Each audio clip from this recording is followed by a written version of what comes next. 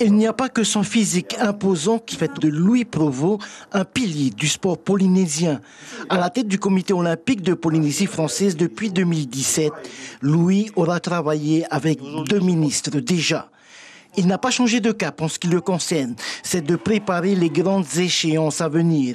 En ligne de mire, les Jeux du Pacifique de 2027. Ce que j'en attends, c'est qu'il y ait de la continuité dans les propositions du comité. On a un projet. On a d'autres, je dirais, que nous avons d'ailleurs présentés à Harimona la semaine dernière, qui concernent la performance, qui est une émanation des CTF, de toutes les fédérations.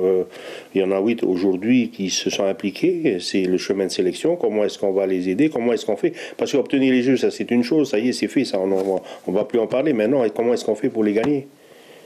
Donc le programme, il est là.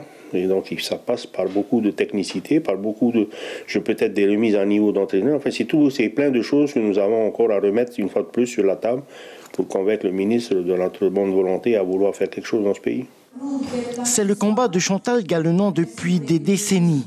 Halte à la violence faite aux femmes.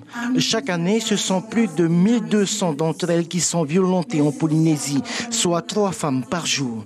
Chantal souhaite que la ministre lise et s'imprègne du manifeste de la femme polynésienne de 2018. Les grandes idées, c'est avant tout le respect de la femme polynésienne et de savoir que les femmes polynésiennes ont des droits et nous souhaiterions qu'il y ait plus d'écoute au niveau des femmes. Parce que vous le savez comme moi, si une femme est mal dans sa peau, si une femme est violentée, c'est toute une famille qui est effondrée, c'est toute une famille qui est détruite. Et c'est aussi la société polynésienne. Et je suis persuadée que si les femmes étaient plus valorisées dans notre pays, nous aurions plus de réussite et de succès aussi dans notre société polynésienne. Le 8 mars prochain, ce sera la Journée internationale de la femme. Rendez-vous est pris avec la nouvelle ministre de la Condition féminine dans les jardins de l'Assemblée. L'information en continu sur Polynésie la première, Internet et réseaux sociaux.